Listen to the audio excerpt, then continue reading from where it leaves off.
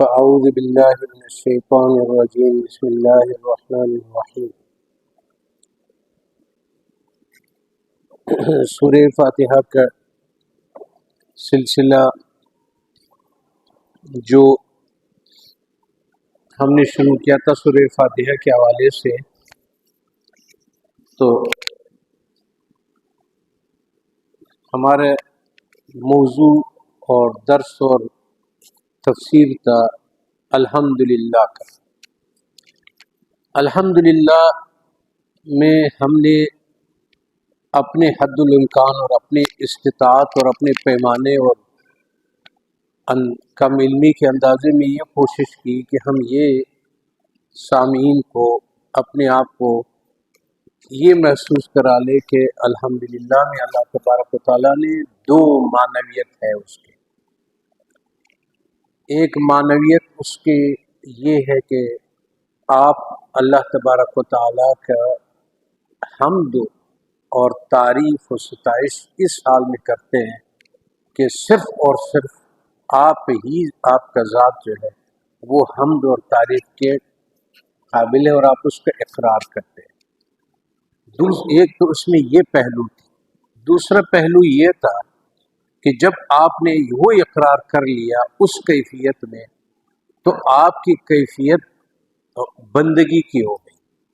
کہ آپ ایک بندہ ہو گئے، ایک غلام ہو گئے، اور آپ نے وہ غلامی والا زنجیر اپنے گلے میں ڈال دیا جس کا نام اطاعت بھی ہے، تسلیم بھی ہے، رضا بھی ہے، چاہت بھی ہے، قربانی بھی ہے۔ اس کے بہت زیادہ مختلف نام ہے، ہر مقام کا ایک الگ الگ ہے، لیکن آپ کو اندازہ نہیں ہوتا کہ جب آپ نماز میں کھڑے ہو جاتے ہیں اور جب آپ الحمدللہ پڑھتے ہیں تو آپ کے سامنے وہ تمام کے تمام معنویات سامنے آ جاتے ہیں کہ میں کس کے سامنے اقرار کر رہا ہوں اور کس کے سامنے میں دو چیزوں کا اظہار، اس کی بڑائی اور اس کے عظمت اور اس کے تمام وہ چیزیں جو انہوں نے وجود ملا ہے، جس کو شکر کا ایک شکل میں اس کو اظہار کر رہا ہوں، اور اپنے بندگی، دوسرا مقصد اس کا اپنی بندگی کا اظہار کر رہا ہوں۔ تو وہ ہے کون؟ اس لیے حمد و ثنا للہ، اللہ کی۔ اللہ جو ہے وہ اللہ تبارک و تعالیٰ کے ذات کا نام ہے، اسم ذات اس کو کہتے ہیں۔ اسم ذات مثال کے طور پہ آپ کا نام جو ہے، ایک آپ کے صفات کے نام ہے۔ اگر میں کہہ دوں کہ میرا فلانا نام ہے، اس کے بعد ایک آدمی مجھے کہتا ہے یہ بہت غصے والا ہے، تو یہ میرا نام نہیں ہے، یہ میرے صفت کا نام ہے، صفت، جس کو پنجابی لوگ صفت بولتے ہیں، صفت کا نام ہے۔ تو صفتوں کا اللہ تبارک و تعالیٰ کا، اللہ کا جو نام ہے، اگر اس کو الف کو ہٹا دیا جائے تب بھی یہ للہ ہو جاتا ہے، اور اگر اس میں سے یہ لام بھی ہٹا دیا جائے تو لہو ہو جاتا ہے، اور اگر اس کو بھی ہٹا دیا جائے تو ہو بھی اس کے طرف ہے جاتا۔ تو اس طرح سے الحمدللہ کہ یہ آج میں سوچ رہا تھا نماز کے بعد جب اشراق پڑھ کر کے میں نکلا تو بخار بھی تھا، اور ادھر جب میں گیا تو مجھ سے پہلے ادھر شیطان بیٹھا ہوا تھا، تو اس نے مجھے کہا کہ یار یہ آپ نے، اس کو پہلے تو میں نے یہ کہا کہ یار وہ خواجہ آصف کی بات مجھے یاد آئی۔ اسمبلی میں ایک مرتبہ خواجہ آصف، یہ جو پی ٹی آئی کا منسٹر نہیں تھا، وہ بول سا کیا نام تھا اس کا، فواد چودھری، فواد چودھری کچھ بول رہا تھا تو خواجہ آصف کی باتیں مجھے بڑی اچھی لگتی ہے، ایک تو اس کے اردو پنجابی انداز میں ہوتی ہے، تو خواجہ آصف اٹھا، اس کا اے بینسیدہ پتر ہے، میں تمہیں باندھ کے آیا تھا، تمہیں کھولا کس نے ابھی درخت؟ تو میں جب گیا تو شیطان پہلے سے بیٹھا ہوا تھا، مجھے تو مجھے کہنے لگا کہ میں کو وہ رمضان نہیں تھا، بندہ وہ نہیں تھے، تو کدھر سے آ گیا تو کیا اس میں؟ تو کہا نہیں، سوال یہ ہے آپ کی بھی طبیعت خراب ہے اور آپ بھی دیکھیں نا بیمار ہے، 2 دنوں سے اپنا بلغم پھینک رہے ہو بیٹھے ہوئے اس کے سامنے، سب کے سامنے، اور بخار بھی، یہ اتنا محنت جو آپ کر رہے ہیں اس کا کوئی فائدہ ہے؟ کسی کو کوئی فائدہ ہوا ہے؟ کسی نے آپ کو کہا ہے کہ مجھے ضرورت ہے جو آپ سنا رہے ہیں؟ بغیر ضرورت کے تو کسی چیز کی چاہت کے بغیر کوئی ہوتا نہیں ہے۔ پھر اس نے کہا مجھے فذکر ان نفعت ذکر، آپ نے نہیں یہ سنا یہ آیت کی نصیحت کرو اگر نصیحت کا کوئی فائدہ ہے؟ تم نے کوئی فائدہ دیکھا ہے جو پچھلے سال اتنا تم نے پڑھا، کیا تم نے کسی آدمی کو دیکھا کہ اس نے آپ سے یہ کہا ہو کہ میں نے اپنی زندگی کا یہ رنگ آپ کی اس بات کی وجہ سے چینج کر دیا ہے، میں نے یہ رنگ لے لیا، میں نے یہ میرا زندگی کا رنگ آپ کی اس بات کی وجہ سے ہو گیا؟ تو میں نے اس سے کہا کہ بات یہ ہے کہ یہ تو میری ذمہ داری نہیں ہے، میری ذمہ داری تو یہی ہے کہ جو میں کر رہا ہوں۔ تو انہوں نے کہا یہ ذمہ داری آپ کی کس نے لگائی ہے؟ آپ نے خواہ ویسے اپنے لیے یہ مشغلہ بنایا ہوا ہے، بس کچھ کر رہے ہیں جس طرح۔ بہرحال میرے اس کی باتیں میں جو نیند آ رہی تو انہوں نے کہا پھر میں ایسا کرتا ہوں دوبارہ آ جاتا ہوں پھر آپ کے پاس، ابھی میں جا رہا ہوں جہاں۔ تو میں نے کہا ٹھیک ہے، لیکن میں نے اس سے کہا کہ مجھے جاتے ہوئے میں نے اس کو پتہ ہے مجھے کہ جب بھی آدمی نیکی کا کام کرتا ہے تو آپ ضرور 3 باتوں سے اس کو ضرور تنگ کرتے ہیں۔ ایک تو جب بھی کوئی آدمی نیکی کرتا ہے یہ پہلے اس کو جاتا ہے، مثال کے طور پہ ایک آدمی نے کہا میں مسجد کا کام کرتا ہوں، مثال اس نے کہا کہ میں حج پہ جاتا ہوں، کوئی بھی نیکی کا کام انسان کرتا ہے تو یہ سب سے پہلے آ کے یار بڑا مشکل ہے، دیکھ لینا، دیکھو کر سکتے ہو کہ نہیں کر سکتے ہو۔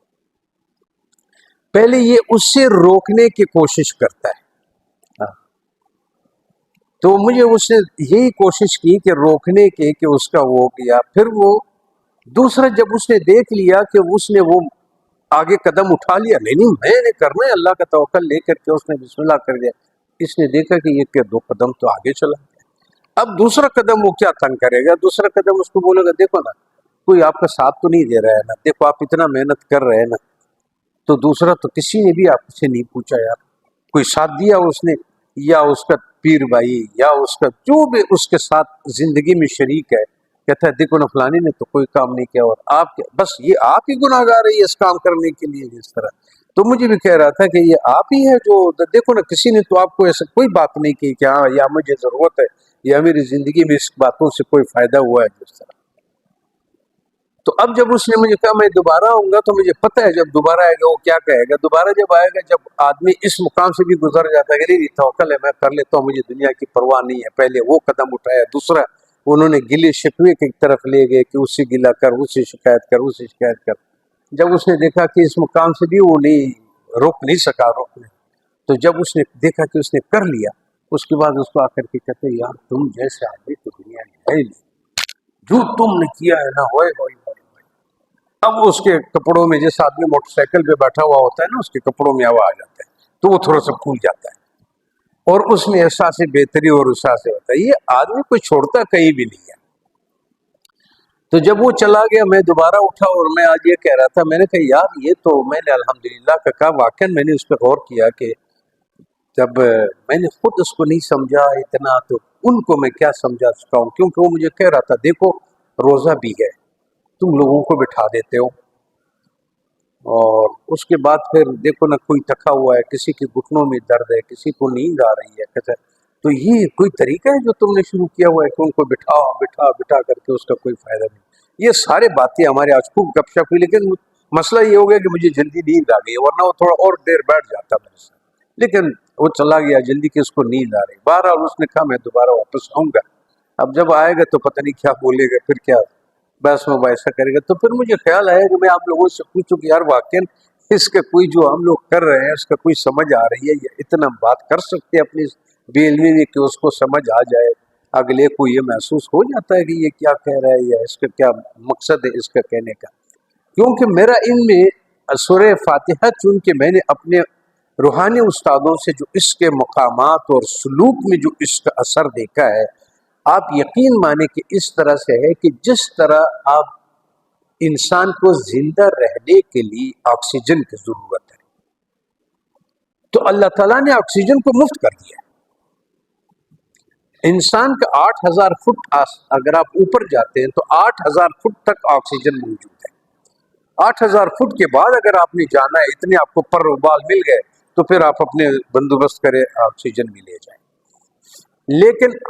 آپ کے آکسیجن جو ہے وہ 8000 تک ہے کہ انسان کو بغیر آکسیجن، کیونکہ اگر آکسیجن بند ہو جائے، اگر اس کا قیمت لگ جاتا ہے اس آکسیجن کا، تو آپ بچے کے لیے کتنا 24 گھنٹے کے لیے خریدتے؟ اپنے لیے کتنا خریدتے، بیگم کے لیے جتنے بچے بڑھ جاتے اسکول کے فیس کی طرح، پھر تو آپ یہی کہتے کہ نہیں میں نے بچے نہیں پیدا کرنے کہ اس کو آکسیجن بہت ہو گیا ہے جی، قیمتی ہو گیا ہے۔ دوسرا ہمارے جو سب سے پہلے اہم چیز ہے وہ پانی ہے کہ جس پر انسان زندہ رہتا ہے۔ تو پانی کو بھی اللہ تعالیٰ نے اس طرح وافر مقدار میں کر دیا دنیا میں کہ وہ آکسیجن کے بعد جو آپ کو ضرورت ہے جس پر آپ نے زندہ رہنا ہے، ہو سکتا ہے کہ آپ کو 20 دن بھی کھانا نہ ملے، پھر بھی آپ گزارا کر جاتے ہیں، اپنی جسم کی چربی سے جسم لینا شروع کر دیتا ہے، اس کو لیتا رہتا ہے۔ اسی طرح سے سورہ فاتحہ جو ہے ہمارے جو بھی چیزیں ہیں جس سے ہمیں اس سے چارہ کار نہیں ہے، اس سے زندگی میں یہ اس کے اندر ایسا ہے جیسے آپ کو آکسیجن، اس کو اللہ تعالیٰ نے اس طرح کر دیا کہ آپ کو ہر نماز میں، پھر ہر نماز میں ہر رکعت میں، یہاں تک کہ فرض میں جب آپ 2 رکعت کو اور کچھ نہیں پڑھتے ہیں تب بھی سورہ فاتحہ، اور اس کے بغیر رسول اللہ صلی اللہ علیہ وسلم نے فرمایا کہ فاتحہ کے بغیر نماز نہیں، اس طرح کی بھی حدیث اس طرف اشارہ ہے، کیونکہ اس کی تمام حقیقت کو آپ کو بار بار پڑھایا جاتا ہے۔ تو اب حساب کر لیجئے گا کہ 4 رکعت آپ اس کو چھوڑیں، نمازوں کو، تہجد کو چھوڑیں، ان کو چھوڑیں، جو فرض اور سنت نمازیں ہم پڑھتے ہیں، تو صبح سے شام تک ہم کتنے مرتبہ سورہ فاتحہ کا پابند ہے؟ وہ اس لیے کہ آپ کے جن چیزوں سے آپ کو چارہ نہیں ہے، جن چیزوں سے آپ نے اپنی اس زندگی کا بقا ڈھونڈنا ہے جو ابدی زندگی ہے، جن چیزوں میں آپ نے اس مصیبت زدہ دنیا میں اپنے لیے امن کا راستہ دیکھنا ہے، نجات کا راستہ دیکھنا ہے، آسودگی کا راستہ دیکھنا ہے، روشنی کا راستہ دیکھنا ہے، فلاح کا راستہ دیکھنا ہے، امن کا راستہ دیکھنا ہے کہ کوئی ڈاکو نہ مجھے لوٹے، کوئی یہ نہ کرے، وہ تمام کے تمام اس تک کے بھی اس کے اندر موجود ہے۔ اور جو آپ اس کے بعد جس زندگی سے، جس حالات سے آپ کا وابستگی ہے اور آپ کے سامنے ہے، وہ ان چیزوں کو بھی آپ وہ تمام کے تمام اس سورہ فاتحہ میں،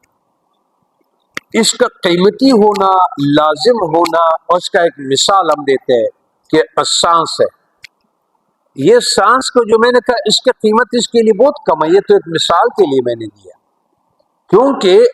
یہ جہاں آپ کو کام دے گا سورہ فاتحہ کو محسوس کرنا، ان کے مقامات کو پہچاننا، اس کے کیفیات کو پہچاننا، وہ اس دن بھی آپ کو کام آئے گا جس دن قبر میں آکسیجن نہیں ہے۔ آپ نے کتنے دن قبر میں رہنا ہے ہمیں کیا پتہ ہے؟ ذرا اپنی دادا پردادا پردادا پردادا آدم سے لے کر کے ابھی تک کرے، جس کے نام و نشان بھی ہٹ گئے، پھر جب وہ قیامت ہے، جب سوال ہے، جب جواب ہے، جب جنت ہے، جب دوزخ ہے، تو کوئی جگہ ایسا نہیں ہے کہ جہاں پہ انسان سورہ فاتحہ کے معنویات سے اور اس کی دائرہ اختیار سے اور کام سے خارج ہوتا ہے۔ جس طرح اس دن میں قرآن مجید میں آپ کو بتایا کہ اللہ تعالیٰ فرماتے ہیں کہ ان سے پوچھا جائے گا ان لوگوں سے کہ کیا یہ جو تمہیں یہ جو آج کل تم جس مشکل میں دوزخ میں پڑ گئے، تو وہ خود اقرار کر لیتا ہے کہ ہاں ہاں دیا تھا بالکل، اور صرف یہ ہے کہ واقعا ہم نے مانا ہے۔ یہ قیامت کے دن بھی وہ خود مانتے ہیں کہ اس سے سوال کیا جائے گا کہ کیا تمہیں بتایا نہیں گیا اس کے بارے میں؟ تو وہ کہے گا نہیں، بتایا گیا تھا، بتایا گیا تھا۔ تو اب کہتے کہ آپ نے پھر کیوں نہیں مانا؟ بولو ہمارے تکبر نے ہمیں اجازت نہیں دی، دنیا ہے اور دنیا کی زندگی کا اجازت نہیں دیا اس کو ماننے کی۔ تو سورہ فاتحہ جو ہے، اب مثال کے طور پہ جب وہ کہتا ہے کہ الحمدللہ، وہ ہم ثنا اور وہ غلامی کا، وہ بندگی کا توق اپنے گلے میں ڈالتا ہے، مان لیتا ہے کہ وہ میرا ہے، اب اس کے بعد جو دوسرا مقام ہے وہ رب العالمین میں پوچھیتا ہے۔ جو حقائق الحمدللہ سے ہم آشنا ہوئے، اس کے بعد جو اس کا مقام ہے وہ رب العالمین ہے۔ اگر رب العالمین کو تو یہ سورہ فاتحہ میں آپ کو پیش نہ کرے تو آپ ایسے جیسے اندھا ہے، اور اگر اس کو سمجھتا ہے تو انسان ایسے ہو جاتا ہے کہ جیسے انسان کے 2 آنکھیں مل جاتی ہے۔ ایک آنکھ اس کو الحمدللہ اور دوسرا آنکھ اس کا مل جاتا ہے رب العالمین، دو آنکھیں ہو جاتی ہیں۔ اس کے حقائق کو جب جانتا ہے اور اس سے اس کا واسطہ جو ہر لمحہ پڑتا ہے، تب اس کو سمجھ آتی ہے کہ یار اس میں تم کو کیا۔ تو الحمدللہ کا پہلے رب العالمین کا مجھے شاہ عبدالعزیز محدث دہلوی رحمۃ اللہ تعالی علیہ کا یہ تفسیر علی ہے، اس میں مجھے اس کے فارسی میں جو اس نے الفاظ لکھے ہوئے سورہ فاتحہ کے الحمدللہ رب العالمین کا، پہلے میں اس سے بیان شروع کروں گا، اور ان کے باقی پہلوؤں کے لیے اگر جس طرح آدمی جو کہہ رہا تھا کہ بوجھ بن جاتا ہے، اگر بوجھ نہیں بنتا ہے تو کل رات سے پھر اس پر ہم بات کریں گے۔ آج صرف رب العالمین کو سمجھنے کے جو لفظ ہے اس کے مطلب کیا ہے، اور یہ کس مقام کے لیے کہا گیا، کس چیز کے لیے کہا گیا، اس کو تو حضرت محدث دہلوی رحمۃ اللہ تعالی علیہ کی زبانی ہم سن لیتے ہیں۔ وہ پہلے چلا جاتا ہے سورہ فاتحہ کے نزول کے تاریخ کو بیان کرتا ہے۔ شان نزول فاتحہ آنس کہ مولانا یعقوب چرخی از حضرت امیر المؤمنین علی کرم اللہ وجہہ عبداللہ بن عباس رضی اللہ تعالیٰ عنہما روایت کردہ حضرت مولانا یعقوب چرخی نے اپنے تذکرے میں حضرت امیر المؤمنین علی رضی اللہ تعالیٰ عنہ اور حضرت عبداللہ بن عباس رضی اللہ تعالیٰ عنہ سے روایت کی ہے کہ ان سورت اور مکہ نازل شدہ کہ یہ سورت جو ہے یہ مکے میں نازل ہے، وہ کیفیت واقع آن کے، اور اس کی کیفیت واقع کا اس طرح تھا کہ رسول اکرم صلی اللہ علیہ وسلم فرمودن کہ چون بصحرا میں رفتم آواز می شنیدم کہ یا محمد، جب میں صحرا کی طرف تنہائی میں ہوتا تھا تو مجھے ایک آواز آتی تھی کہ یا محمد، اور اس میں ایک نورانی شخص ہوتا تھا اور وہ ایک تخت پہ بیٹھا ہوا تھا، برتخت در آسمان و زمین معلق استادہ من آن آواز ترس خوردہ میں گرفت، اور میں اس آواز جو تخت پر بیٹھا ہوا نورانی آدمی ہوتا تھا تو مجھے اس سے ڈر لگ جاتا اور میں راہ فرار اختیار کر لیتا تھا۔ چون این حادثہ مقرر شد، جب یہ مقرر بار بار ہوا تو حضرت خدیجۃ الکبریٰ کے جو چچا زاد بھائی تھا بن نوفل، تو میں ایک دن میں نے یہ واقعہ ان سے بیان کیا جو کہ عالم تھا، دانا آدمی تھا، اور اس کو تورات اور انجیل اور علماء نصارہ سے بسیار علم گرفتہ۔ یہ جو ہمارے دین ہے، اس محمد صلی اللہ علیہ وسلم کی یا لوگوں کا طبیعت یہ تھا کہ پہلے بھی لوگ بہت ساری چیزیں اپنی کتابوں میں اس طرح معلومات حاصل کرتے تھے کہ وہ آنے والے وقت کو پہچان لیتے تھے۔ تو چونکہ یہ ان علماء میں سے تھا کہ جو آنے والے وقتوں کو پہچان لیتا تھا، آپ نے دیکھا ہوگا کہ آج کل کچھ دانا لوگ ایسا کہ جب آپ امام مہدی کی بات کرتے ہیں، دجال کی بات کرتے ہیں، وہ بہت برا بناتے ہیں کہ بھائی اس چکروں میں نہ پڑو، جب اس میں آنا ہو تو آ جائے گا، اس میں یہ ہوگا تو آ جائے گا۔ تو میں ہمیشہ ان لوگوں سے کہتا ہوں کہ آپ تھوڑا سا اس میں محتاط رہیں۔ محتاط اس وجہ سے رہے کہ دیکھو ایک دھوکہ کیا ہوا مذہبوں میں، پتہ ہے آپ لوگوں کو کہ ایک دھوکہ کیسے ہوا؟ یہ بدھسٹوں کے ہندوؤں کے 5000 سال پرانے کتاب میں لکھا ہوا ہے کہ ایک شخص ان کی زبان میں اگر آپ ترجمہ کریں تو اس کا نام آتا ہے محمد صلی اللہ علیہ وسلم۔ ایک محمد نام آدمی عرب کے ریگستان میں ایک غار میں اللہ تعالیٰ اس غار میں اس ایک مقدس فرشتے کے ذریعے سے اس سے رابطہ کرے، تو تم لوگ سب اپنا سب کچھ چھوڑ کر کے اس آدمی کی بات کو مان لو اور اس کے پاس پہنچ جاؤ۔ کیونکہ ہمارے جتنی بھی آسمانی کتابیں ہیں اور جتنے بھی ہمارے آسمانی پیشوا ہیں جن کا تعلق عالم امر سے ہے، ان پیشواؤں کا انہوں نے آپ کو ہمیشہ ماضی کا بھی قصے سنایا ہے، حال بھی آپ کو بتایا ہے، اور آپ کے آنے والے دن بھی بتائے ہوئے ہیں۔ وہ مرنے کے بعد بھی اس میں شامل ہے، قیامت حشر و نشر بھی اس میں شامل ہے، جنت اور دوزخ بھی، یہ سارے وہ ہیں جو ہمارے عالم امر والے رہبروں نے اور پیشواؤں نے ان کو ہمیں بتایا۔ تو اب وہ کتابیں سب ابھی بھی پڑھتے ہیں۔ آپ کو کوئی آدمی ملا کہ وہ عرب کے ریگستان میں جب غار میں ان حضرت صلی اللہ علیہ وسلم پر وہی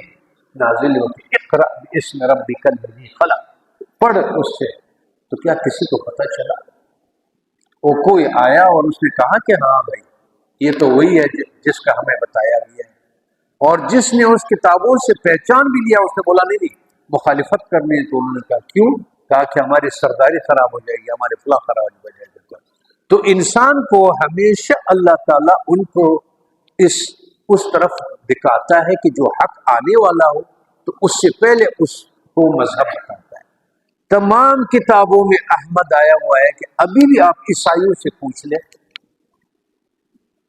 ابھی بھی آپ عیسائیوں سے پوچھ لیں کہ یار آپ کی کتاب میں یہ نہیں آیا ہوا ہے کہ احمد نام آیا جائے، تو کہے گا ہماری کتاب میں ہے۔ تو آپ ان سے کہہ دو کہ ابھی 1545-40 سال گزر گئے اس کو آئے ہوئے، وہ کہتا ہے نہیں ہم انتظار میں ہیں، وہ آئے گا تو جب آئے گا ہم دیکھیں گے۔ لیکن اسی کتابوں کو وہ چومتا بھی ہے، چاٹتے بھی ہے اس پر۔ میں ہمیشہ اسلام دین اور ان لوگوں سے کہتا ہوں کہ بھائی یہ تھوڑا سا بات غلط نہ ہو جائے کہ آپ اتنے بے خبر نہ رکھیں اسلام کو، مسلمانوں کو، کہ وہ ایک حقیقت اس کے ساتھ آ کر کے ساتھ گزر بھی جائے وہ ٹائم، وہ ادھر موجود بھی ہو لیکن اس کو علم نہیں ہوگا کہ یہ چیز ہے، تو وہ چکر نہ بن جائے جو کہ ہمارے ساتھ ادھر ہوا ہے، جیسے دوسرے مذہبوں میں ہوا کہ اس نے گزر بھی گئے اور ابھی تک وہ اس انتظار میں ہے کہ وہ آئے گا اور ہم اس پر ایمان لائیں گے، اور اس کی مخالفت بھی کر دیا، اس سے وہ بھی کر دیا۔ تو مقصد کہنے کا یہ ہے کہ وہ یہ آدمی جو تھا یہ اس پر تھا جو عالم بود و تورات و انجیل از علماء نصارا علم بسیار فرا گرفتہ، او گفت کہ چون آواز بشنوی مگریز وہ گوش دار تا چلی گویا۔ اس نے ان کو اشارہ دیا، مشورہ دیا، رائے دے دیا کہ آپ ایسا کر لو کہ اس سے معمولی ایک دفعہ اس کی بات سن لو کہ وہ آپ سے کہتا کیا، ٹھیک؟ بس ہم چنین کر دو۔ پھر میں نے بھی ایسے کیا، چون باز آواز آمد یا محمد صلی اللہ علیہ وسلم، جب وہ آواز مجھے آئی کہ یا محمد، تو میں نے اسے کہا لبیک، حاضر ہوں، بولے۔ گفت انا جبرائیل، میں جبرائیل، وہ انت، اور آپ نبی ہے اس امت کی، لہٰذا امت۔ بعض گفت بگو، دوبارہ اس نے مجھے کہا کہ دوبارہ پڑھو، کیا؟ اشہد اللہ الہ الا اللہ و اشہد ان محمد عبدہ و رسول، یہ پڑھ لو، میں نے وہ پڑھ لی۔ بعض گفت بو الحمدللہ رب العالمین، اور انہوں نے پورا سورت مجھے ولدالین تک پڑھا دیا۔ یہ جو میں آپ سے کہہ رہا ہوں کہ بھائی صاحب ہمارے جس سے چارہ نہیں ہے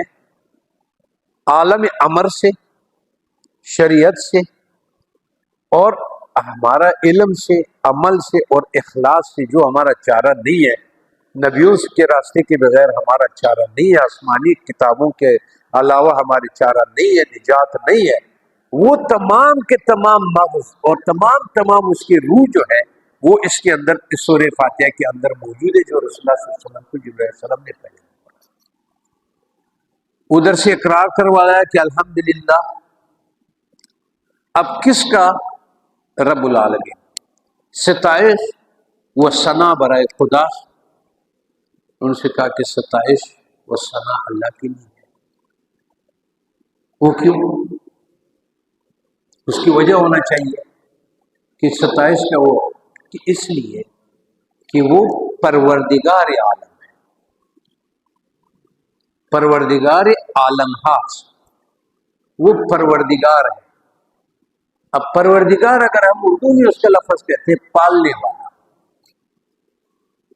ٹھیک ہے. اب پالنے والے کا تھوڑا سا حضرت محدث دہلوی رحمۃ اللہ تعالی علیہ سے سنتے ہیں. ان سوروں بر زبان بندگان نزول یافتہ، یعنی بندر اب آئے. ان صورت، یہ صورت جو ہے بر زمان بندگان نزول یافتہ یعنی بندر اب آئے کہ در حالت مناجات و دعا ان طور بگویا.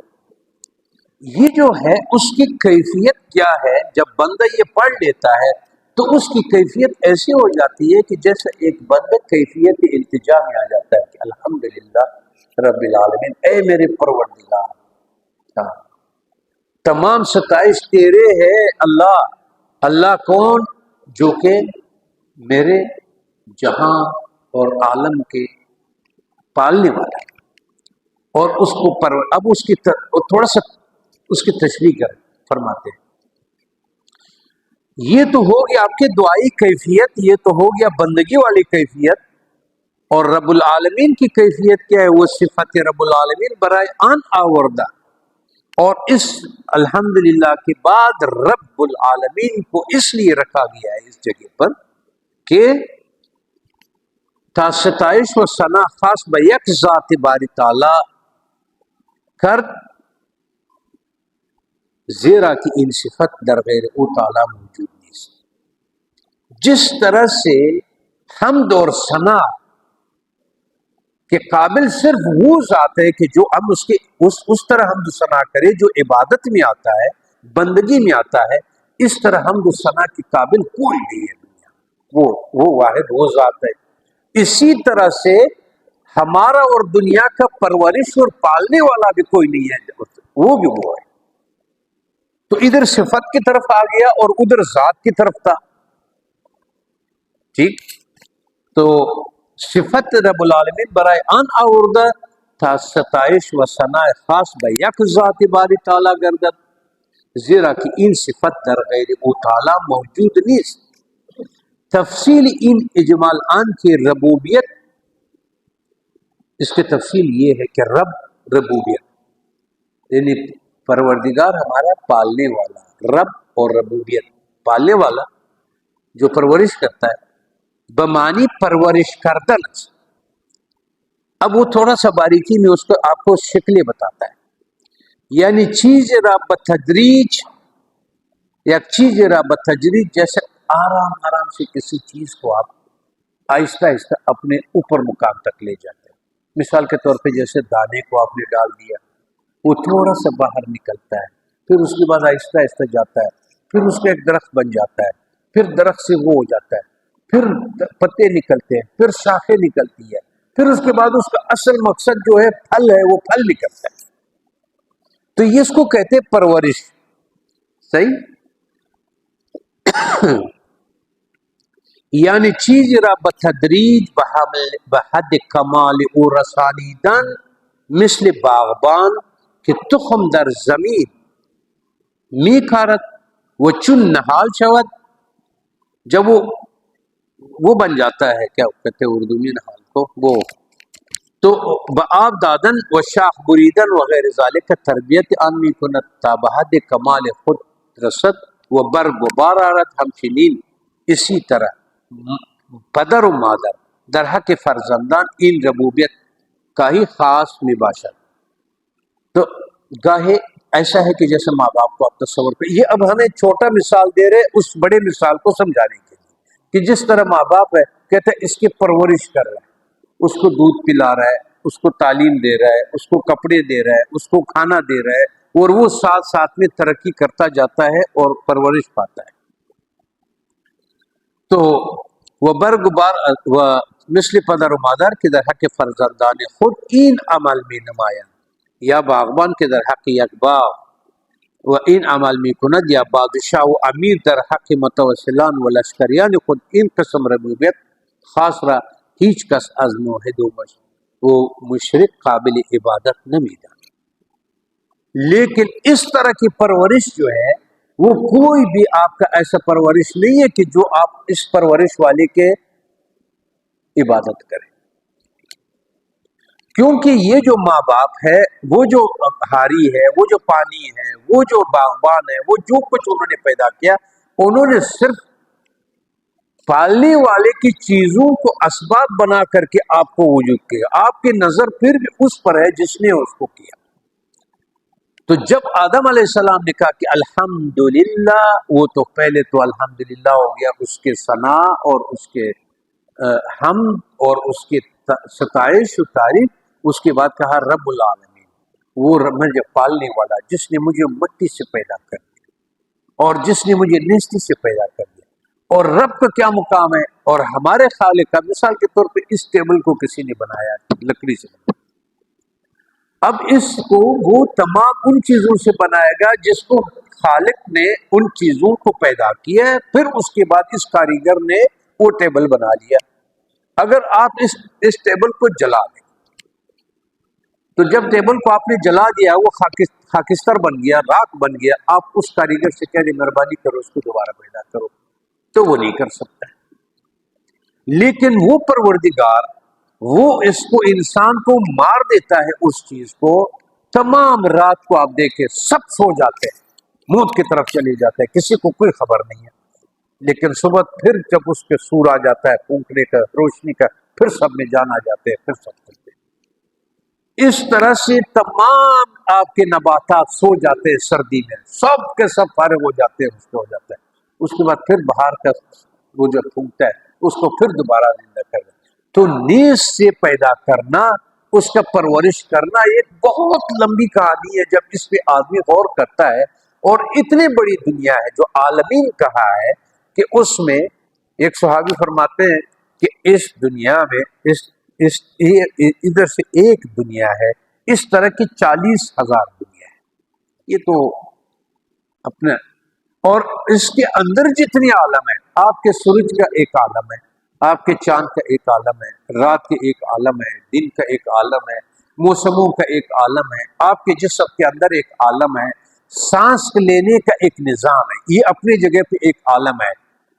دل کو خون پمپ کرنے کا ایک عالم ہے، سوچنے کا ایک عالم ہے۔ میں جب کبھی کبھی یہ بات کر لیتا ہوں لوگوں سے کہ انسانی جسم کے یہ جو اعصاب ہے، اس کو اگر کھول دیا جائے، اتنا لمبا ہے ایک آدمی کا کہ یہ پوری دنیا پہ گھوم جائے۔ اگر اس کو رسی بنایا جائے، اگر ایک انسان کے اس کو لے کر کے، یہ صرف عالم صغیر ہے، جیسے کل ہماری بات ہو رہی تھی کہ یہ عالم کبریٰ نہیں، عالم صغیر ہے، اس کے پانی نکالنے کا، اس کو ہضم کرنے کا، کھانا ہضم کرنے کا، بچہ پیدا کرنے کا، سانس لینے کا، اور اس کا سونے کا، اور اس کا پیٹ کا، اور اس کے دماغ کا، اور اس کے آنکھوں کا، اور اس کے سننے کا، اور اس کے بولنے کا، جو بھی نظام ہے۔ اور کمال کی بات یہ ہے کہ اگر ایک پتا گر جائے، آپ تمام دنیا کے سائنسدانوں کو اکٹھا کرو کہ دوبارہ اس پتے کو یہاں لگا دو، نہیں ہو سکتا۔ کمال تو یہ ہے کہ اس کا ایک پتا بھی دوبارہ مسترد نہیں کر سکتے۔ تو وہ پالنے والا جس نے، لیکن ہمارا کیا مطلب جو ہم کر رہے ہیں، کل رات کریں گے یا کوشش کریں گے، ہمارے کوشش یہ ہوگی کہ ایک ہوتا ہے تخلیق، کہ اللہ تبارک و تعالیٰ تخلیق کرتا ہے اور ربوبیت، رب اس چیزوں کو پیدا کرتا ہے، اور ایک ان چیزوں کی حقیقت جو اللہ تعالیٰ جس مقصد کے لیے پیدا کرتا ہے اور ان سے کام کیسے لیا جاتا ہے اور کس مقصد کے لیے پیدا کیا جاتا ہے۔ تب ایک بندگی کا حق تب ادا ہوتا ہے کہ اس چیز کو جو رب نے جس چیز کے لیے پیدا کیا ہے، اس چیز کو آپ اس حقیقت میں سمجھیں۔ مثال کے طور پہ گلاس بنا ہوا ہے، آپ یہ سمجھ رہے کہ یہ گلاس پانی پینے کے لیے، میں برا مثال دینے لگا ہوں، کوئی اس میں پیشاب تو نہیں کرتا، اس کو پتہ ہے یہ پینے کا ہے، کیونکہ آپ کو یہ اندازہ ہے، اتنے آپ کا علم ہے، سوجھ بوجھ ہے آپ کا، کہ آپ کو یہ اندازہ ہے کہ یہ اس چیز کو اس کے بنانے والے نے اس مقصد کے لیے کیا، اور اس کی کیفیت کیا ہے، تو اس کیفیت کو سمجھانے کے لیے ہماری کل رات پرسوں رات کی زندگی رہی تو اس کی بات ہوگی۔ آج تو ہم صرف اس رب کو جو ہم ادھر سے شفٹ ہو گئے اس میں اس کو سمجھنے کے، تو پس ربوبیت خاص را هیچ کس از موحد و مشرک قابل عبادت نمیداند و گاه ربوبیت عام می باشد که یک نوع یا دو نوع یا چند نوع را شامل می باشد، مثل ربوبیت آفتاب۔ اگر آپ کہہ دیں کہ آفتاب ہمارا پالنے والا ہے، سورج ہے، یہ بھی ایک حد ہے اس کے ہمارے پالنے کا کہ وہ حرارت دیتا ہے، روشنی دیتا ہے، ہم پل رہے ہوتے ہیں، ہمارا سبزی، ہمارا درخت، ہماری ساری چیز گرمی کی وجہ سے اگر یہ نہ ہو تو اتنی برف باری ہو جائے کہ دنیا چل نہ سکے۔ تو ہمارے پالنے میں سورج کے بھی کام ہے، ہمارے پالنے میں چاند کا بھی کام ہے، رات کا بھی کام ہے، گرمی کا بھی کام ہے، سردی کا بھی کام ہے، لیکن یہ ہمارے رب نہیں ہے، یہ ایک شعبے کے لیے ہمارے ساتھ ہے کہ اس شعبے تک آپ کی یہ آپ کی مدد کرتا ہے۔ وہ ان قسم ربوبیات عامرہ مشرقین لیاقت عبادت میں دانن، لیکن ایسے دنیا میں بہت مشرک ہوئے ہیں کہ انہوں نے آگ کو بھی سجدہ کر دیا، سورج کو بھی سجدہ کر دیا، چاند کو بھی سجدہ کر دیا کہ یہ ہمیں یہ فائدہ پہنچاتا ہے تو یہ ہمارا وہی رب ہے، ادھر پھسل گئے وہ عبادت میں۔ چنانچہ در مذہب اشراکین ارباب انواع میں گویان و در مذہب فلاسفہ ارواح و نفوس میں خوانان و در اصطلاح اہل دعوت موکلات میں نامن، مختلف لوگوں نے اپنے اپنے نام اس کے رکھ دیا۔ و در اصطلاح اہل دعوت موکلات میں نامن، لیکن ان ربوبیت عامہ محض در عالم از عوالم است، مثلا ربوبیت آفتاب در عالم حرارت و یبوست است، و ربوبیت محتاب در عالم برودت و رطوبت وعلی هذا القیاس، یہ ہماری گرمی سردی ان چیزوں کو پیدا کرنے کے تسلسل ہے، لیکن پیدا کرنے والا وہ چون ان ربوبیات اہم خاص باشد قابل عبادت و لائق ثنا و ستائش نمی ماند، زیرا کہ خاص کنندے آنہا دیگر کسی است، کیونکہ ان کو چلانے والا، ان کو بھی پیدا کرنے والا، سورج کو بھی پیدا کرنے والا، چاند کو بھی پیدا کرنے والا، تمام چیز ایسا ہے، سب کو پیدا کرنے والے کا رول ہے آپ کے پیدا کرنے میں، کہ جیسا وہ آیا تو آپ کی مٹی یہاں سے لے گیا آدم کو بنانے کے لیے، تو اب مٹی کو بھی پہلے اللہ نے پیدا کیا اور اس کے بعد اس کا حکم ہوا اور اس کو لے گیا آپ کو بنایا۔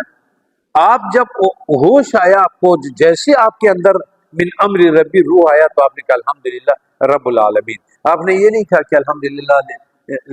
یہ مٹی کے لیے کہ مٹی نے مجھے پیدا کر دیا ہے یا مٹی نے مجھے جان دے دیا یا میری جان اس سے بنا ہوا ہے، کہ در جمیع عوالم ربوبیت او دائر و سائر است، لہذا چون فرعون از حضرت موسیٰ علیہ السلام سوال کر، فرعون نے حضرت موسیٰ علیہ السلام سے سوال کیا کہ ما رب العالمین، یہ جو آپ کہتے ہیں کہ الحمدللہ رب العالمین، یہ رب العالمین کون ہے، کیا ہے؟ ایشان در جواب فرمودن کہ رب السماوات والارض وما بینہما، رب وہ ہے کہ جو زمینوں کا، آسمانوں کا اور جو کچھ اس کے درمیان میں ہے وہ سب کو بنانے والا، رکھنے والا، بقا والا، جو اس کو زندگی دینے والا، نظام چلانے والا اور اس کو برقرار رکھنے والا اور اس کے حکم سے ہے اور اس سے ہے۔ تو فرعون از این معنی تعجب حاصل، اس کو بڑا تعجب ہوا۔ حضرت موسیٰ علیہ السلام کہ جب اس نے اس کا تعجب دیکھا تو انہوں نے اس بات کو اور کھولنے کے لیے فرمودن وَرَبِّ آبَائِكُمُ الْأَوَّلِينَ، اور یہ جو ماں باپ ہے نا جو گزرے ہوئے نسل در نسل، جو آج تم ہے آج ہم ہے سب ہے، اس کا رب بھی وہ ہے۔ پہلے تو زمین و آسمان و مافیا کہہ دیا، دوسرا مرتبہ رب العالمین کو اور اس کے سامنے کھولنے کے لیے یہ تھا کہ وہ کیا ہے، تو انہوں نے کہا کہ وہ جو تمہارا رب وہ ہے جو آبا ہے۔ بار اول عمومی ربوبیت در مکانات بیان فرمودن، یعنی مطلب اس نے اوپر بھی بیان کر دیا اور ادھر مکانات میں کہ سب میں بیان ہو گیا۔ وہ بار دوم عمومی ربوبیت ارشاد کردن فرعون چون به این معنی راست دانست کہ یک ذات خدا، اس فرعون نے جب یہ سنا بولا یہ ہو ہی نہیں سکتا ہے کہ ایک رب سب نظام کو چلاتا ہے، یہ تو الگ الگ ہے جو اس نظام کو بھی چلایا، اس نظام ایک رب کیسے اس کو چلاتا ہے۔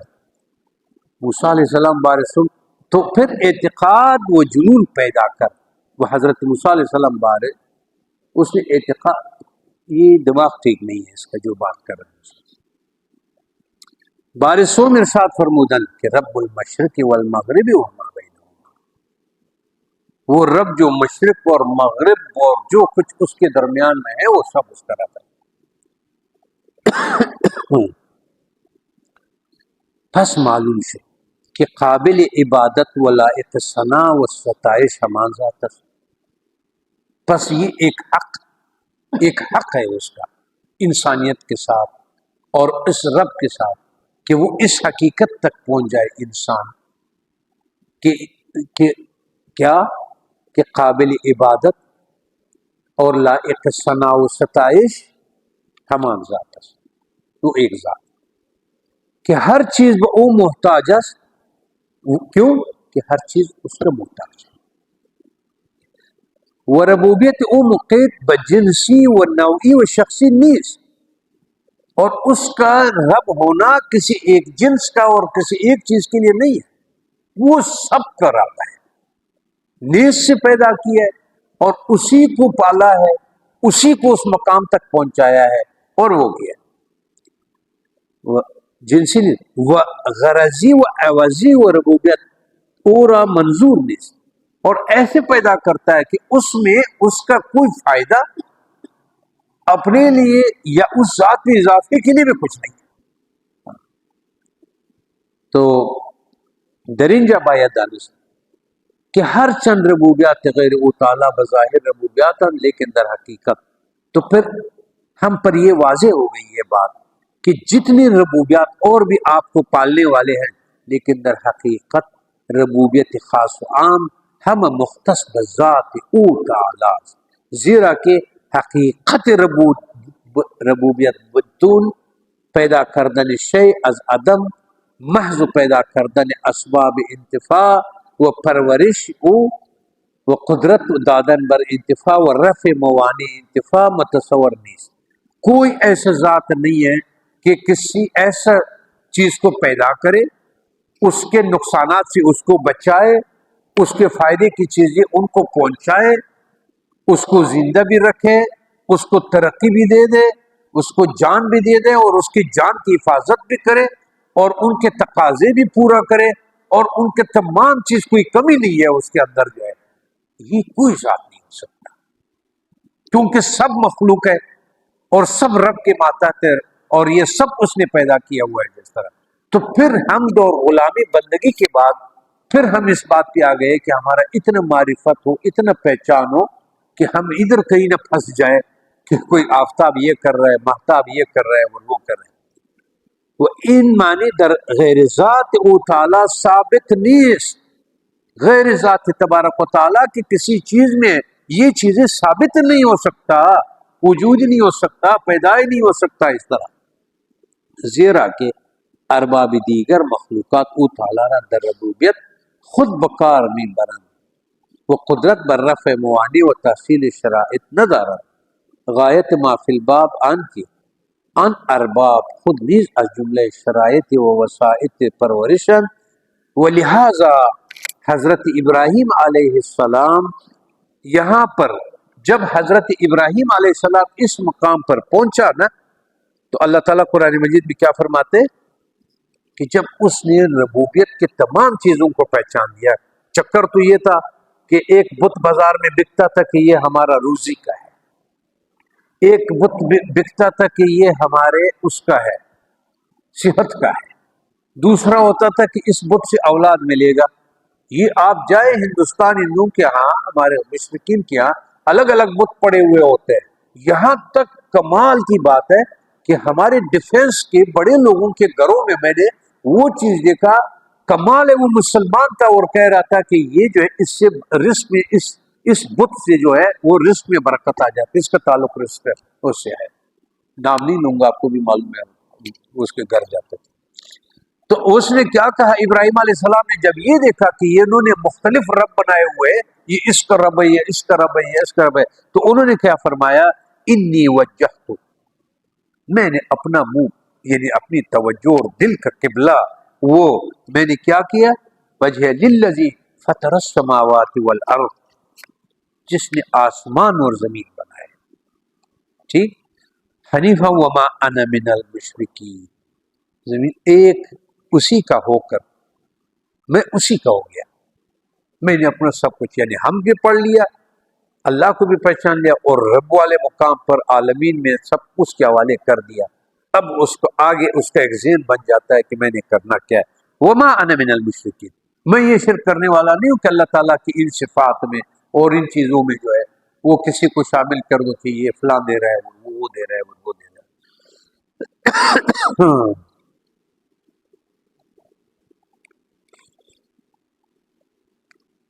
انشاءاللہ کل رات ہمارا درس ہوگا رب کے بارے میں اور نظام رب اور عالمین کے بارے میں، اللہ نے چاہا تو انشاءاللہ۔ وآخر دعوانا الحمدللہ رب العالمین، الحمدللہ رب العالمین والصلاة والسلام علی سید الانبیاء والمرسلین وشفیع المذنبین ورحمۃ للعالمین محمد مصطفیٰ صلوات اللہ وعلی آلہ واصحابہ واتباعہ اجمعین۔ اللهم إنا نسألك من فضلك وكرمك وجودك وخيرك ما سألك منه نبيك محمد مصطفى صلوات الله تعالى عليه، ونعوذ بك من شر ما استعاذك منه نبيك محمد مصطفى صلوات الله تعالى عليه۔ اللهم اهدنا بهداية القرآن ونجنا من النار بكرامة القرآن وادخلنا الجنة بشفاعة القرآن، ربنا لا تزغ قلوبنا بعد إذ هديتنا وهب لنا من لدنك رحمة إنك أنت الوهاب۔ وصلى الله تعالى على خير خلقه ونور عرشه محمد وعلى آله وأصحابه وأتباعه ثم آمين برحمته۔